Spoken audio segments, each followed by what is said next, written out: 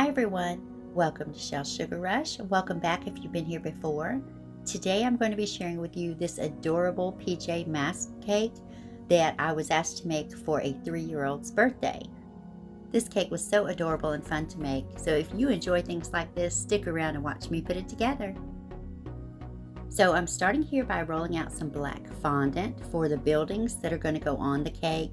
And you can see here I'm just making a straight side, and then I am going to actually just cut out some shapes to make various buildings of different heights and different shapes, just to give it that cityscape around the outside of the cake. So you see here I'm just kind of cutting, just using my paring knife. I'm cutting some different areas and cutting some of them with a peak, some of them with a slope, and of course straight across, like I said, to give it that good cityscape look around that cake. Now here I'm rolling out some yellow fondant to make those windows that are going to go on the buildings. Now I'm using a fondant roller tool here just because it gives me those even lines. Unfortunately I couldn't find my wand that it goes on when I needed it at the time, so I'll just have to find that later. But I went one way with the lines and then the other way so that I would get those perfect squares. And then I'm going to just take those squares and a little bit of water with a small paintbrush just to adhere those windows to the buildings. This was a bit of a tedious process, but it was time consuming, but it's well worth it in the end, just because you get a nice symmetrical look to all of your buildings and windows. And then I'm going to utilize some of that black fondant as well as the yellow fondant to make a little circle with the number 3 on it, just to go on the front of that cake because he is turning 3 years old. And here you can see I'm using some more of that fondant along with a circle cutter to make that moon in the background for the top of the cake. And I'm just using my ball tool here to create some different sizes of craters in that moon. And then I'm going to take more of that yellow fondant and go ahead and cut out his name and the birthday message that is actually going to go on the cake board around the cake.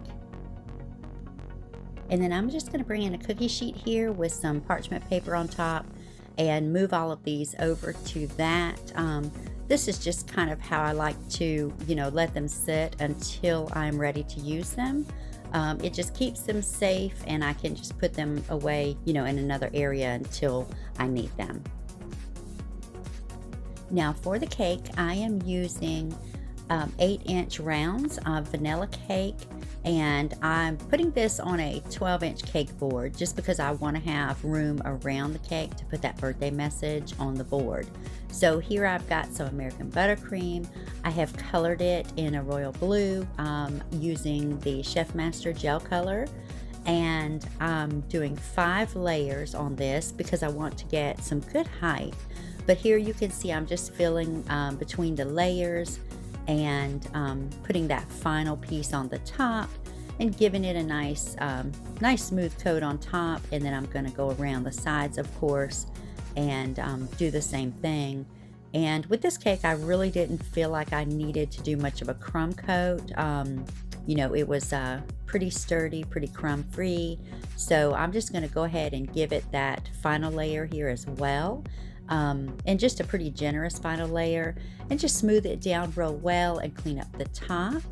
And while that buttercream is still on the softer side, I'm going to go ahead and start adhering some of the decorations to it as well. And you can see here in this part as well, I did take a skewer and just stick it down in 4 different areas of the cake. This is just to burp the cake. This is important because you don't want to leave extra air trapped inside the cake once your buttercream is on there. That's important, and just a lesson I learned a long time ago, because if you have extra air inside the cake and it doesn't have anywhere to go, then it will eventually push out and you'll see that bulge in your buttercream around the sides. If you've ever seen that, that is what it is from. And now on to the decorations. So first I'm going to begin with rolling out some of my black fondant, and I'm going to kind of roll it out in the shape that I'm going to need for it to go around the cake on that cake board. This just makes it a little easier when you're putting it on versus having to curve it later.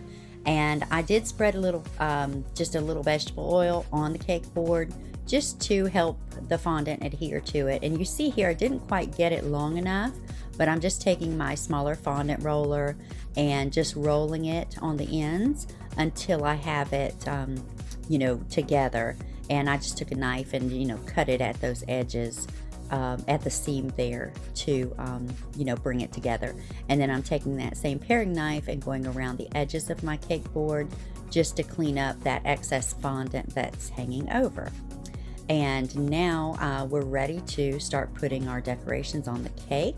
So here I'm just marking the front center of the cake, and I'm starting with those buildings just because I want those placed first. They are part of the larger items that are going on the cake. So I'm placing the buildings, just deciding what I feel is best here and there. And for the letters, I like to lay my letters out and just adjust them so that I know everything, just looks good in the front. I will put the letters around the board like you see here. And then, I'm going to continue to place those buildings because, I want everything to have a nice fit as to where it's laying on the cake. And for that moon, I did melt some chocolate and just adhere a popsicle stick to the back of it so that it'll be easy to place on the top and, have something to keep it in place structurally. So here I'm taking just some water in my brush again, and I am going to go ahead and adhere all those letters, to the fondant around the base of the cake now that I have them, in the position where I want them to be. So I'm going to go ahead and finish this process, and you see I have the little characters laying here as well. I did purchase the characters from Amazon. It was a 5-piece set.